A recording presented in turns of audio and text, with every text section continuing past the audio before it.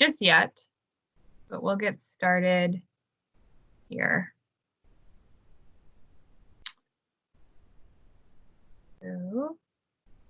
Okay, hello everyone, and welcome to the first Stay on Track series, webinar series for returning learners or adults. This is a webinar that Mid-State Technical College has started in this kind of uncertain times as we are practicing social distancing, and we have moved to more of a virtual and online format of learning and working with our college partners and prospective students. So this webinar is going to be focusing on maybe a returning learner considering coming back, upskilling their skills to be retrained and make a career change possibly. We have two college experts with us.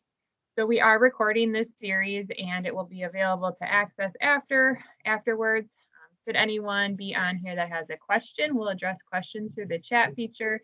So please, if you have any questions, use the chat button. And I will be monitoring that as I facilitate this webinar. With that, I'm going to introduce our two college experts. We have Amber Stancher, our Dean of Basic Education and Learning Resources.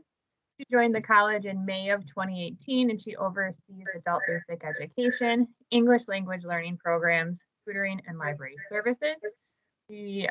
Prior to being at Mid-State, she worked with the Wisconsin Technical College system for 8 years. She has her undergrad in mathematics with a minor in secondary education and history.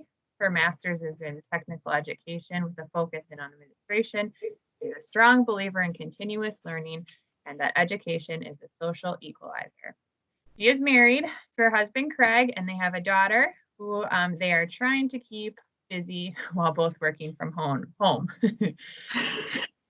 Our second presenter for today is Lea Ann Turner. So Lea Ann has been in the role of instructional technology and virtual learning for about 11 years.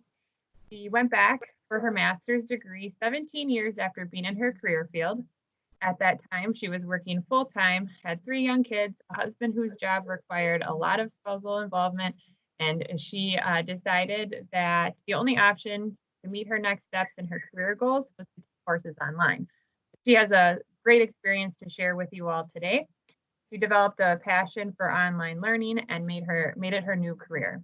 She's excited to share with you how online learning can fit into your family and lifestyle while helping you make your career dreams a reality. So we're both really excited to have them here. I guess I can introduce myself as well. I'm Jackie Esselman, the K-12 and Adult Recruitment Manager, and again, I'll be facilitating the webinar. So with that, we'll get started. Amber, we'll turn it over to you to kind of explain a little bit about adult basic education and what kind of resources we have here at Mid-State. All right, well, thank you for inviting me, Jackie, even in this virtual world. It's good to see you virtually. I'm going to share my screen because I am more of a visual person than I am a talker. So right here, hopefully you can see our website. So a lot of the times when I discuss things, people are like, how in the world did you get there again? So starting point, our website, mstc.edu. If they're not a current student, they could go to future students. And we do have down here the high school student and the adult student. So through my program, we are federally and state funded, and we are required to serve adults only. So that's the hard part in my area, especially when a 15 or 16-year-old comes over and needs help. I hate saying no, but because of the regulations, I have to say, here are some other options. But when you're 18.5 years old, please come back to us. Or if your 9th grade class has graduated. So then you can click on adult student and it takes you to this page with a great plethora of options on how to get started at Mid-State. In my area, I'm the adult basic education. So if you click on there, this is where you'll get to see all the wonderful things that we do in our link area. I'll get to this top portion because this top portion really discusses our virtual world right now and get down to the meat of what we do. So if you scroll down, the first thing you'll notice is career awareness.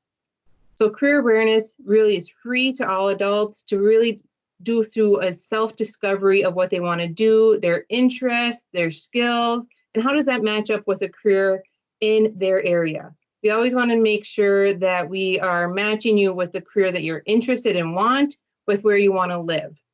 I always use my little sister on this one, who has a career interest of theater, but doesn't want to live in a big city. So that is where we have a discussion of, are you willing to follow your passion, but realize you're going to need another job to pay the bills? Or is there something else that you're passionate about, and where's that marriage?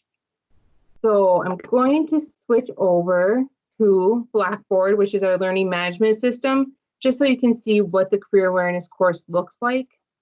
On here, as you can see, there's a lot of videos. This right here is Trish's emoji, and this is Welcome to Career Awareness. So Trish Droik is our faculty member who put this together with the help of Lea Ann, who will be walking you through Blackboard later on.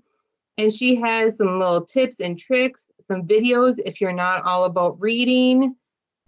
And then the first step is to getting ready for career development. Second one is career pathway assessment. This is really where you're doing some self-assessment. Where is your career interest go? Exactly where do you want to live afterwards? Where are your skill sets already? Because you are coming in with prior learning knowledge. So how does that fit with the career interest that you have? On here, career training at Mid-State, how does what you're interested in match with what we can offer? On this one, on-campus resources when becoming a Mid-State student, we really want to make sure that we're connecting you with the advisors, connecting you with Jackie's team, and then also off-campus community resources, because there are areas that will financially support your program admissions and tuition if you fall into certain categories. So we really connect you with the community resources also. Hey, Amber, one question that came in is, do you have to be a student to take a career awareness course? You do not have to be a current student, because when you do submit something, we will make you a Mid-State student. So all of our Link students are eligible to get their official Mid-State ID badge and become one of our students, even if they're not in a post-secondary program. The nice extra bonus to that is you're eligible for your student life activities. So you don't have to be applied or admitted to a program. You can take the career awareness course just to kind of discover what career program might be of interest to you. Right. Got it. Then on here, the next one down, you will see is college and program entrance preparation. So we are through like a multiple measures admission process. So you can use your high school transcripts, you can use your ACT scores, but then one of the measures is an AccuPlacer. So with the AccuPlacer, if you are needing to take that, we can prep you so that way you do the best on your initial exam. The way we do that is through College Board. And you'll see on the AccuPlacer, there's a reading, writing, arithmetic, quantitative reasoning through algebra, stats as a sample. Now this one always scares people off just because of the terminology, but math is your friend, it's okay. On here, there's advanced algebra, which we don't do. And if you are an English language learner, there's also some ESL questions. Now with this, we always do a pre-assessment on where you're at. So that way we can really tailor the curriculum that we use to get your skills to where you want them to be. We don't want you to do all the work, just the work that's necessary. And again, with this college and program entrance preparation, our main thing is connecting you to the appropriate advisor so you know exactly where you need to be or want to be. Next one down, computer basics and student technology assistance. Computer basics is a wide range of things that get a lot of people confused sometimes because they have no idea how far or how early we begin the computer basics process. So I'm going to show our what we call BITS course, which is our computer basic course. It really starts from the beginning on using computer devices, navigating an operating system, using a keyboard efficiently. If you are one of those hunter and peckers with one finger's here, one finger's there, we can really help with the whole keyboarding piece of it. So that way, when you are in a college level program, and you need to write some essays, it doesn't take you as long. Create documents using word processing software, demonstrating basic email functions, perform basic file management, so saving files, creating folders, use of the internet. One of the main things here that people ask all the time about is, and this is usually grandparents, I'm going to use that as an example, is all my kids are on Facebook. How do I create a Facebook account? Yes, that is something that we'll help out with, which goes into explore social media and then manageable personal data. Cybersecurity is another thing that has been a huge buzzword lately, and we do help the do's and don'ts of that piece, but at the very basics.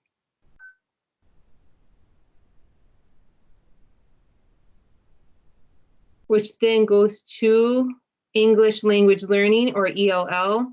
So on this one, this is for students that native or dominant language is other than English, and then just want to brush up on their reading and writing skills.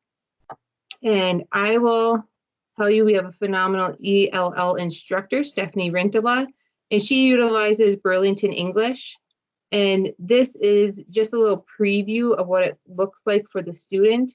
Now there is some in-class participation and then some outside homework that she will assign, but it's all done online. It's using Burlington English Core, so it is your I understand no English all the way up to I'm in a nursing program and there's some vocabulary that I don't understand. Again, we take an initial assessment, so that way we know exactly what level the student is at, and then we design the program from there. With Burlington English, there are some course lesson plans, in-class lessons. That's what Stephanie will go through in the classroom, worksheets, student lessons, and then things that they can do from home. With the vocabulary practice, the nice thing with Burlington English is we can tailor that to be in a program they're interested in. So if it is a nursing student, we can focus on health-related terminology. If it's construction, we can focus on construction terminology. That way it helps in their post-secondary class or in employment. Which then leads to employability skills. This is a fun one because everybody loves writing a resume. You will find so many people are humble and they don't want to say the great things that they have done. So we do have an employability course itself. And in the employability course, I don't think it's jump into learning plans. Here we go.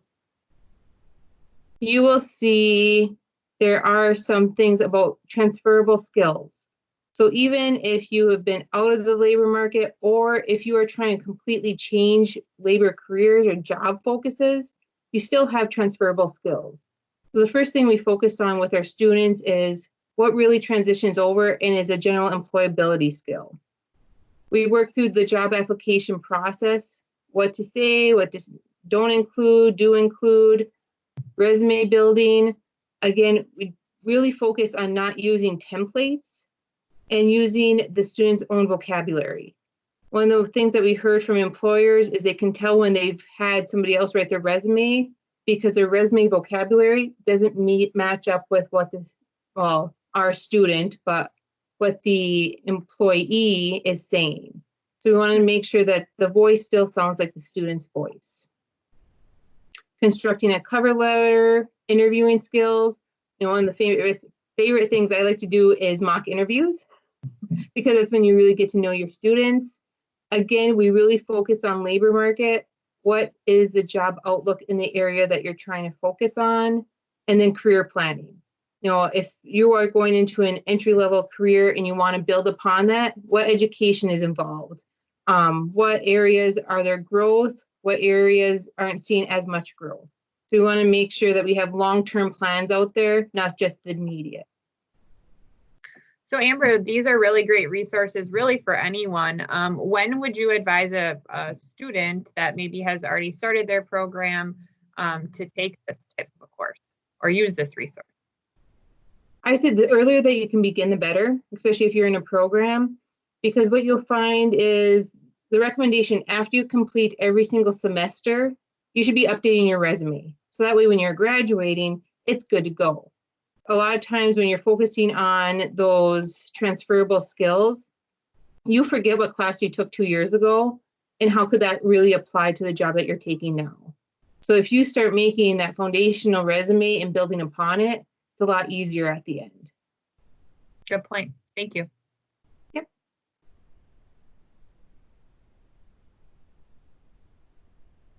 GED, HSED preparation. With this one, I like to focus on the fact that there are 6 options in the state of Wisconsin. So a lot of people will come to us saying, I need my GED, but they already have 22 high school credits completed. So if you're going for an HSED 506 and you have already earned 22 high school credits, you could potentially get into a program right away and get your degree right away without any additional testing. So with that piece, knowing your options is the biggest thing, and going through an orientation that's a one-on-one orientation to really understand your options is crucial. So is the GED, and that is 4 GED tests plus a civics test. There's the GED or HSED 505. With that, you complete your GED and you add on health, career awareness, and employability skills. The benefit of the HSED 505, it really shows employers that you've got your GED and you're willing to go the extra mile to add on to it. So you'll often hear people say, I got the GED plus an add-on. Again, the HSED 506, that is 22 high school credits, 4 in English, 3 in social studies, 3 in math, and 3 in science. With this 506, this will oftentimes apply to students that just didn't complete that last semester of their high school. So they've completed almost everything that they needed for their high school diploma, but didn't finish off, let's say, a PE course. In that case, if they have 22 high school credits, then we can award an HSED 506. The really nice one is the HSED 507, because that is using post-secondary credits to earn your high school credit. So there's a program called Ability to Benefit where you can be eligible for financial aid and go into a post-secondary program and then earn your high school credential at the same time that you're earning your post-secondary credential. So you walk away with a high school credential and an associate's degree. And then, of course, there is the HSED 508, which is your foreign diploma. So most oftentimes, there are students that moved into the United States and they already have a high school diploma, but they need a US diploma to receive financial aid for a post-secondary program. So we can take their high school diploma, turn it into a US diploma, so that way it's a seamless transition over into our post-secondary programs. And then there's the HSED 509, and those are competency-based coursework. And this is a great option for students who don't like to test. And quite frankly, it's very few people like to test. So with the 509 program, you can work slowly through and take little mini assignments, 10 questions here, 10 questions there, and build up to your HSED. And that one, nice thing is it's all virtual and can be done online, especially now during this COVID campus closure. You can be at home doing all of this. And then we have study skills and program support.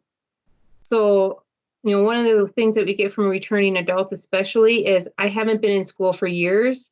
I don't even know how to read this textbook. I can't remember, you know, what I did when I was in my first post-secondary program or high school. So just getting that refresher of taking notes, scanning a book, time management skills, you know, test taking strategies, eliminating some questions so you have some of them left over. Time management, especially in post-secondary, is a big deal to our returning adults because they have jobs, they have kids, they're trying to balance everything together. So sometimes it's just nice to talk through your time management options of, okay, what can I focus on here? What can I focus on there? And have somebody to talk through that with. And then, of course, throughout the links are library services. And again, they are available during our COVID campus closures. We do have our online databases. So if you go to our online databases, you can do some searches from home. Even if you're not a mid-state program student, we can admit you as a link student, so you can utilize a lot of these resources. Access World News, I'll just show you how easy it is to navigate. Again, this is why you have to be a link student, because you need to sign on to access the databases.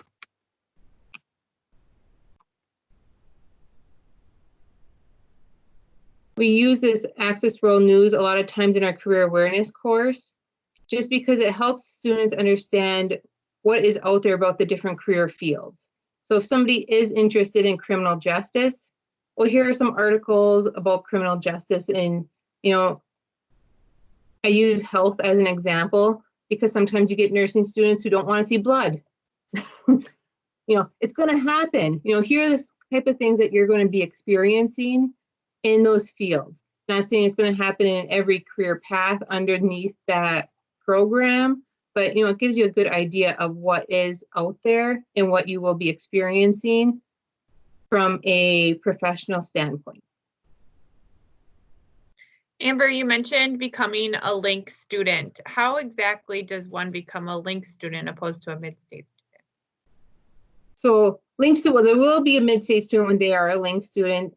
The difference is our courses are free to the public and also to our adult population. And you'll be able to get onto the system, but there's not going to be any tuition charge to it. So really, we tailor the plan of what the student needs or the community member needs. Now, right now, due to COVID, our campus locations are closed. So that's where we have these new student enrollment sessions. So if you are a new GED, HSED student, there are specific times that we have orientation sessions set up. And if you are just looking for computer basics or career awareness, there are some specific times for those orientations. Now, if they don't work, we are very flexible. So there's an email address that anybody can reach out to, link@mstc.edu, and we'll schedule a one-on-one appointment to get somebody started. Up here are virtual hours right now, Monday through Thursday, 9 a.m. to 6 p.m., Fridays, 9 a.m. to 2 p.m. Again, very flexible though. Our staff are just here waiting and hopefully on June 1st, returning to campus. Fingers crossed. Any other questions as I ran through all of our link services? Nope. So current mid-program mid-state students can utilize the link, which is in the library. Is there a link only on one campus, or where can you find the link? So the link is located on all 4 campus locations and now virtually. Great. Okay, with that, I don't see any questions in the chat, but anyone who is viewing, feel free to enter those in and we'll address them as we see them. I'll turn it over to Lea Ann and she'll talk a little bit about online learning and how easy and great online learning can be. Okay. Well, thank you for being here today. I'm excited to share online learning with you. I get excited about online learning because it does fit your lifestyle, and I'm very much a family person, and so I understand that family comes first, and online learning allows you to put your family first and also uh, eh, meet your new career goals that you have going. So I'm going to share my screen with you. All right. So I'll move Jackie off the screen. Maybe. Nope, she wants to stay. Okay, there we go. So we're going to go through a few things about online learning, and then we are going to explore a little bit of Blackboard, like you did with Amber, but to a little bit more granular level, so you can see how easy it is. So the first thing that I have up here, I say after 2 weeks in the course, you will wonder why you were worried. Um, Online learning it's new, it's different if you've never done it before, but it's about finding your rhythm and learning. And just like you go into a regular classroom and you don't know what to expect, and Every instructor is a little bit different, and you just kind of have to get the feel for how the semester is going to go.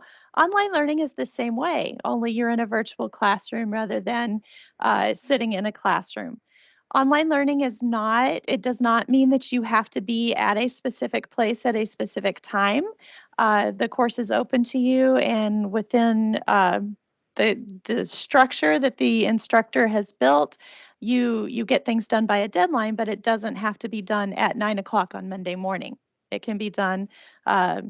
Most of my master's degree I did between 9 and midnight on when put the kids to bed, go do my work. It works great. And as you go through these courses, what you'll find is that your confidence will grow, your technology skills will increase, and you will learn things about yourself that will make you proud. And that's what I love to see happen with the students that jump into Blackboard and go through. So let's talk about some of the class types at Midstate, because you don't have to do just online learning and you don't have to do just in the classroom. You can do a combination of types of classes that really do fit your schedule. So we offer 4 types of classes. The first one, of course, is in person. That's your traditional. You're going to go to the college. If it's a 3-credit-hour class, you'll most likely spend 3 hours sitting in your seat in the classroom. We've got online, which means it's done totally on Blackboard, which you got to see Amber go through a moment ago. We have hybrid courses. These are extremely popular because it gives you the best of both worlds. You get to spend a little bit of time in the classroom with your instructor, and the rest of the time you're online. So it replaces seat time with that online time, yet you still get that opportunity to meet with your instructor, to get to know your classmates. So really, it gives you the best of both worlds. And then we have telepresence classes, and those are classes that meet on campuses, but they're broadcast between campuses. So your instructor may be in Wisconsin Rapids, but you're sitting in a classroom in Stevens Point or in Marshfield or in Adams, and you're getting the full classroom experience. A lot of our telepresence classes are also hybrid. So you get that full experience with your classmates from your local location, which means you don't have to drive. And then you get to finish it out online, and technology is amazing. It's amazing what we get to do. Technology is amazing, Lea Ann. And before you go on, I think as I work with prospective students that are, returning learners, maybe they've been in a career field for a while and looking to come back, there's a little bit of angst in jumping into an online class. But really, Midstate, obviously now we've moved over to 70% of our courses fully online for our students to continue making progress within their program. But online isn't new to Midstate. No. Because we're technical college and we focus on hands-on learning, we do have a lot of traditional classes, but the online format isn't new. So I just wanted to point that out, that this is, everything seems to be online right now in this COVID time, but it's not necessarily new to Midstate. Right. I've been doing this job for 11 years now, and Midstate had online courses about 3 or 4 years before I started. So it's been around a while. Wow. Yeah. I also want to point out, and I have it in this little blurb here, all of your classes, it doesn't matter whether you are a face-to-face welding class or you are an online accounting class, you will be using Blackboard. There are adult learners that are coming back that say, I'm not good at technology, it scares me, and I want to avoid it. And my encouragement to you is don't avoid it, embrace it. Our world is a technological world. You are going to grow, and it's going to make you a better employee because you have those skills that you're learning while you're at Midstate. It may feel like you're forced to do the technology, but it's actually your opportunity to grow in that area. I do have a story, and this is one of my favorite stories in the whole time that I've been at Midstate. We had an adult learner who was coming back to school, and she was in her 50s. She was so afraid of technology that her husband brought her to me with the computer still in the box. And we opened the box. We learned how to turn on the computer. I think she was mute pretty much the whole time. Her husband did all the talking. She was just that fearful of technology, but her job was forcing her to go back and do this, and her option was to do online. Um, the next semester, I walked into a classroom to do an orientation, and this same 50-year-old woman is working with all of the younger students, teaching them how to do things on the computer and working in Blackboard. And to this day, when I see her in the grocery store, I get a great big hug from her. Uh, it's her confidence and her, it was amazing to watch her growth during that time. So let's explore Blackboard. So I'm going to pop over here into Blackboard and just introduce you to the structure and functions that are in there, because once you see it, you go, oh yeah, that's not so bad. So when you are in Blackboard, and I'll start over here on our Blackboard homepage, you can see that you've got so many tools and things that you can use here. Don't let that overwhelm you. Focus right here where it says My Courses. And when you see My Courses, you would click on the course title. And I've got one that I've pulled up today that I just finished teaching because I know it's in good shape. So I'll walk you through that one. When you open up the course, it automatically opens you up to the announcements page. And this is where your instructor is communicating with you. Typically, when an instructor puts an announcement on this page, they also click a box and it sends to your email. So you don't have to worry about missing that information, but you always want to look here and see what the updates are, what tests they're putting out there. They'll summarize assignments out there, or if a lot of people are struggling with the same thing, which happens, then they can put the clarification there. The meat of the course is in the learning plans. And our learning plans are divided into folders. Typically, they're divided into folders by week and or by unit. So you can see here that we've got the learning plan set up and ready to go. It's very easy to know which learning plan goes where because I've got them numbered. So learning plan 1, obviously, I would go there before I do anything else. After you do the welcome, start here. Once you're in the learning plan, our instructors will set it up where they tell you what you're learning. That's the competencies. So competencies say, by the time you finish this learning plan and or this course, this is what you will be able to do. So I have that, what I'm learning. And then I have a list of learning activities. This is telling me how I'm going to learn that, how I'm going to achieve that competency. And it's made into a checklist in the order that you should complete the information in. So by the time you're done, you know that you haven't missed anything. And by having it in the order that they want you to complete it in, then you're getting the best of learning. One thing that I encourage our instructors to do is don't say read the chapter and answer the questions, because you and I both know that reading an entire chapter of a textbook, you don't remember where you started when you started reading, right? I remember maybe the last part of the information I read. So sometimes they'll divide it up and say, okay, read these pages and do this activity, and then read these pages and watch this video, and read these pages and do this. So it breaks it up, it chunks that learning for you so that you can learn quicker and more efficiently. And then you just see the activities. So I've got the what I'm learning, the how I'm learning it, and now I'm literally going to start learning it. So you can pop in here and do your assignments. This particular thing is a journal. I know that there's something I need to look at further because it's underlined just like a hyperlink on a website. So I'm going to go into that. It gives me my instructions. I can create my journal entry.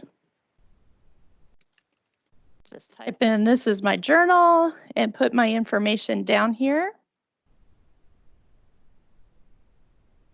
And then I click post my entry. It automatically gives me a date and time receipt. You can see that right here. I turned it in on 5/5 at 5:34 p.m. So you can have that assurance that you've got it done and you did it correctly. You're good to go, as well as you can see your information. When you're done with that, you would go back to your learning plans and then go to your next assignment, which is watching a video in this case. This is what an assignment looks like. It's got the little open book. And so you would complete the assignment and then by following the instructions. And then to turn it in, you click on that underlined piece, once again, the hyperlink. And you browse your computer. If you've saved the file onto the computer, maybe you typed it up as a Word document, and you literally do it just like you would put an attachment on an email. So I go find the document that I want.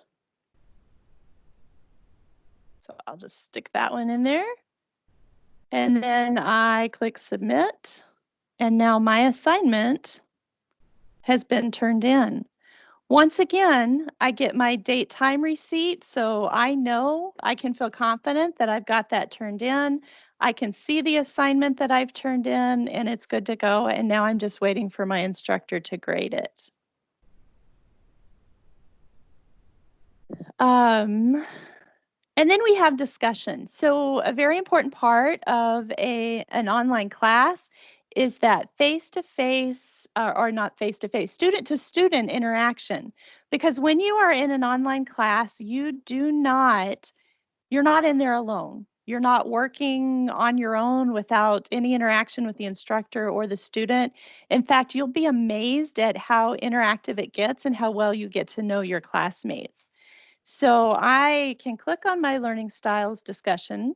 Once again, remember it's underlined, so I know there's something further that I need to do. I create my thread. Here are my instructions. Once again, it was on the outside and it's on the inside. And now I can do my discussion. And I'm going to put my information here. Once I'm done, I'll get to those questions in just a moment. I can submit. And I can see, let me go to page 2 where this one's going to be located. Or maybe it went to the top. There it is. I'm student 0611, by the way. Here's my discussion. And then I want to reply to another person's discussion, so I can click on theirs. I can read what they said, and I can reply to them.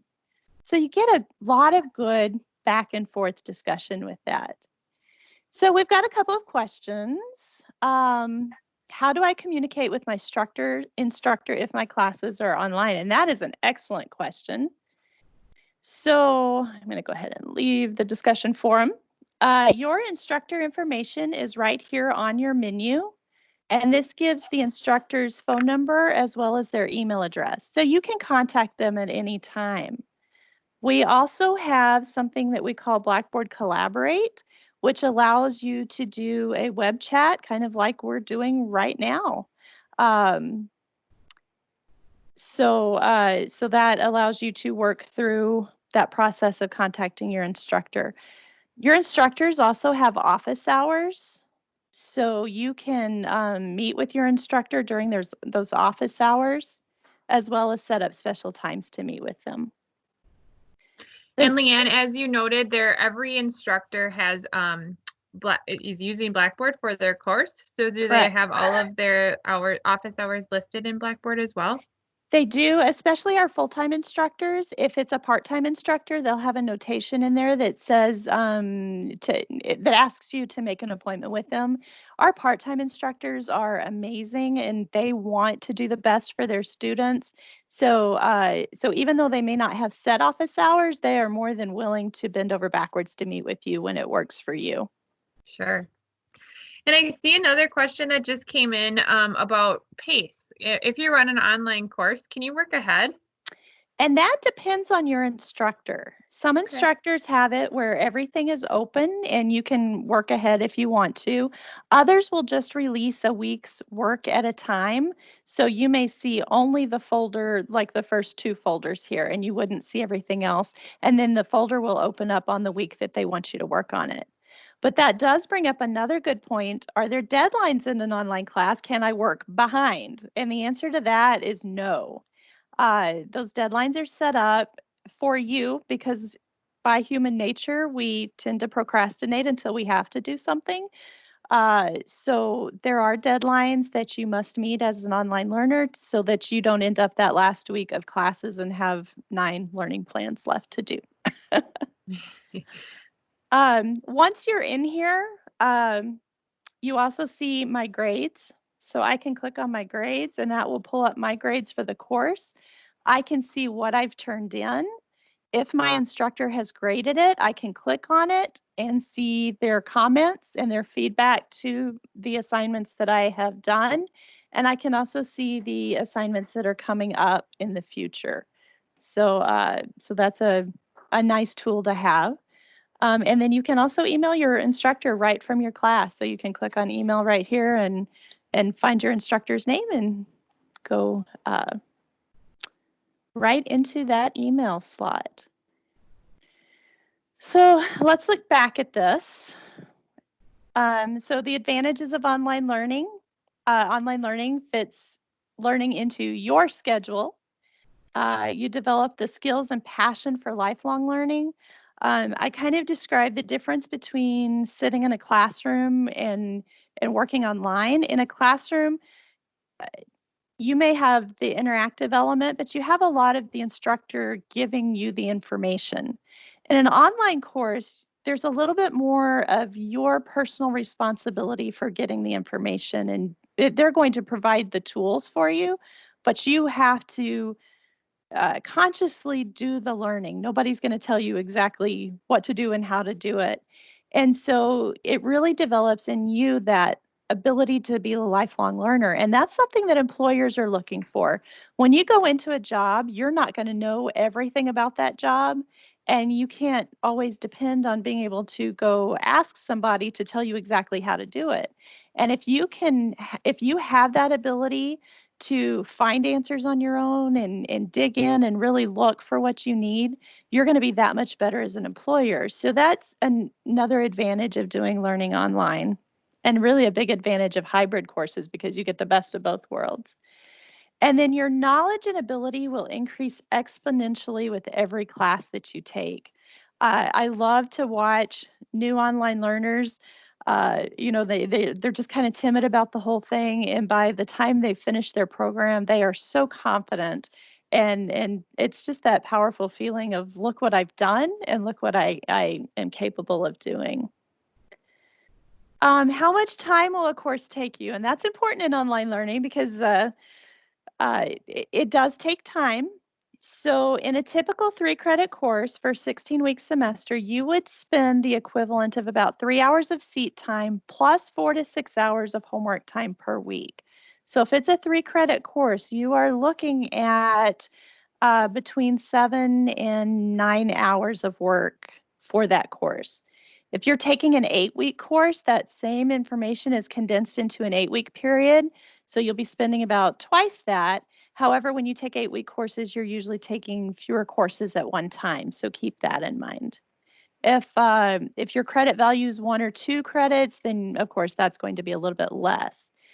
The time that you spend is going to vary based on your skill level with technology, your reading skills, the type of course that it is. Some courses just take more time than other by nature of the course.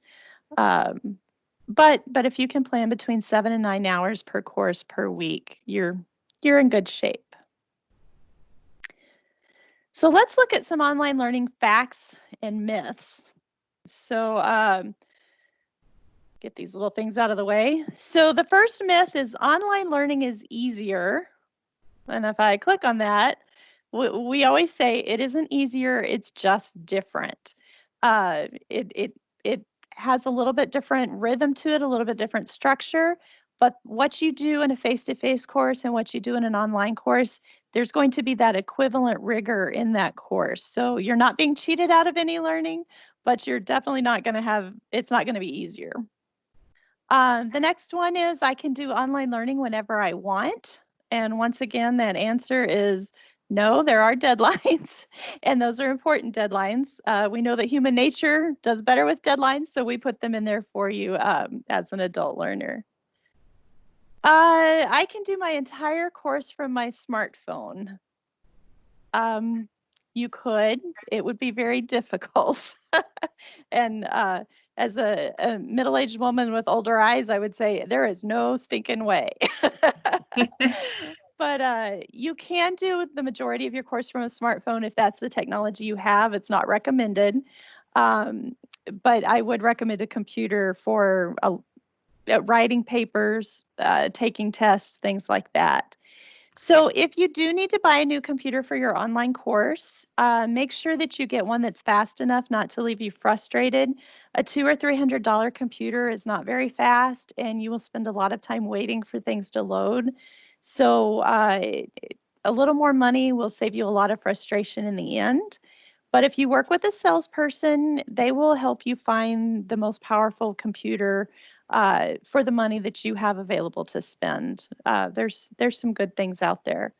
I often get questions about Mac computers. You can do almost everything on a Mac, so that's not a problem. If there's something you can't do on a Mac for some reason, maybe a particular type of software for a specialized class, our campuses are open for you from 7 in the morning till 9 in the evening, and then on Saturdays from 9 to noon. I would say avoid Chromebooks. Chromebooks do not allow you to download software on them, and a lot of times you will need to download software for certain courses, so please do avoid Chromebooks. If you have one already, you can do it's kind of like the smartphone. There's a lot you can do on it, but you just can't do everything on it. And we've discovered with the whole COVID situation that a laptop with a built-in camera and microphone is very helpful. So you can join in sessions like this with your instructor and your fellow students. If you have a desktop computer that you'll be using, you can get a webcam that you can just stick on there and it's good to go. The next myth, I'm in an online class, I'm on my own. And absolutely not.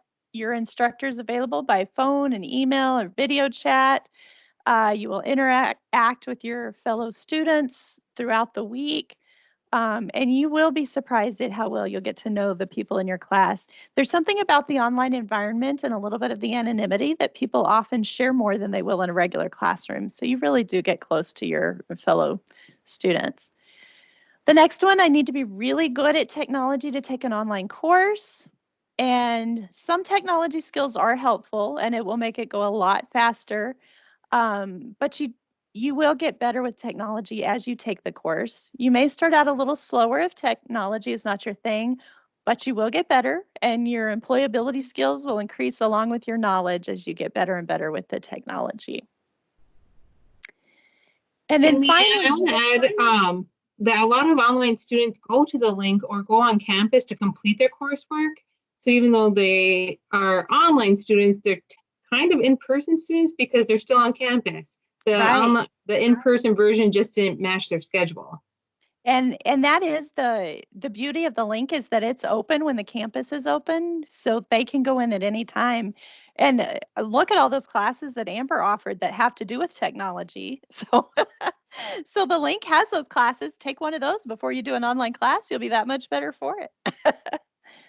And I do have right here, I'm an online student. Can I come to campus and use on-campus resources? Absolutely. In fact, we encourage that. However, if you can't come to campus, that's okay too, because everything that we offer face-to-face, we also offer that service online, including tutoring, advising and counseling, and whatever you need, we do have that access online for you. So we want you on campus, but you don't have to come to campus. So I always say the best way to find out if you can do something is to give it a try. So if you are just wondering, is this for me? Could I do this? Hop in and try. You never know what you're going to find hidden in yourself, and your superpowers will emerge. Thank you, Lea Ann. So there's just a couple of questions that we may have. One that I've experienced when working with prospective students is kind of related to that technology piece. Are there resources that the college offers from maybe a device standpoint for students if they aren't able to obtain a computer, if they're only taking one online course or something like that? How does the college help them be successful with with that hardware portion of it? If a student does not have the hardware or the computer at home to take the device, we do offer the on-campus option. Once again, the link is open 7 in the morning till 9 at night, and on Saturdays from 9 to noon. So they can come to campus and use those devices. Right now with COVID-19, we do have laptop checkout. So if you're thinking about taking a summer course and it ends up being online, we do have that option available for you. However, during normal times, we do not have that option. Okay, great. And there are a lot of students that will take their own device to the link. So if they are getting hung up, we try to work out, is it the piece of, okay, it's a Mac and this one thing doesn't work, or is a Chromebook and this one thing doesn't work? So we will work through those problems with students. So we do encourage them to come in before they throw their device out the window. Great. Okay, well, we'll just give it a couple more minutes in case any of our participants have any questions. But with that, I'm going to share my screen and talk a little bit more about what adult learners can do to kind of stay engaged right now. So like I said, this was our first webinar focusing on returning learners. We did have some for high school students and parents that were recorded, and you can access those here if you know of anyone that maybe is a soon-to-be high school graduate looking to get some answers, making different considerations due to our situation right now. So those recordings are all here. If anyone is interested in getting started with a program at Mid-State, you can contact an outreach coordinator. So you could email the recruitment email, and it would go directly to these people listed here. If you work in or if you live or are near a particular school district, we have our regional coordinators identified here. We're available online by online appointment or email. So you could do that via this website. So upcoming webinar as well. So today was focusing on an adult learner getting new skills, new you, starting, don't need to be afraid of online classes. Our next one is actually going to focus on veterans and credit for prior experience. So our very own Dr. Alex Lundvig, she is the dean of our Marshfield campus. She is a Mid-State graduate and veteran. She'll be talking about her experience and how credit for prior learning can benefit really, any student that maybe have prior experience with in work, in military, that sort of thing. So stay tuned for that. We will also have one on continuing education. So if you're really not a degree seeker or looking to start a new program, we have our manager of continuing education and professional development, Heather, will be presenting on just a number of different things that we have going on from the college. Really, there's something for everyone, whether it's a cooking class to welding, garden welding sculpture, to a CPR class, to really anything. We have something to fit everyone and their family. And then lastly, we'll be talking with some business partners, developing talent through home in this kind of virtual environment through contract training. So Craig Bernstein, our manager of workforce development, and Jill Steckbauer will be our director of foundation, will be presenting on to help businesses maybe build their pipeline right now during these times through a sponsor a scholar program or just contract training for different ways to keep employees engaged and learning, maybe working remotely. So with that, I'm going to stop sharing my screen and see if we have any other questions. I don't really believe so, but so we'll kind of conclude. Again, if anyone, these are recorded, so we'll be sharing this out with our Mid-State partners for viewing later.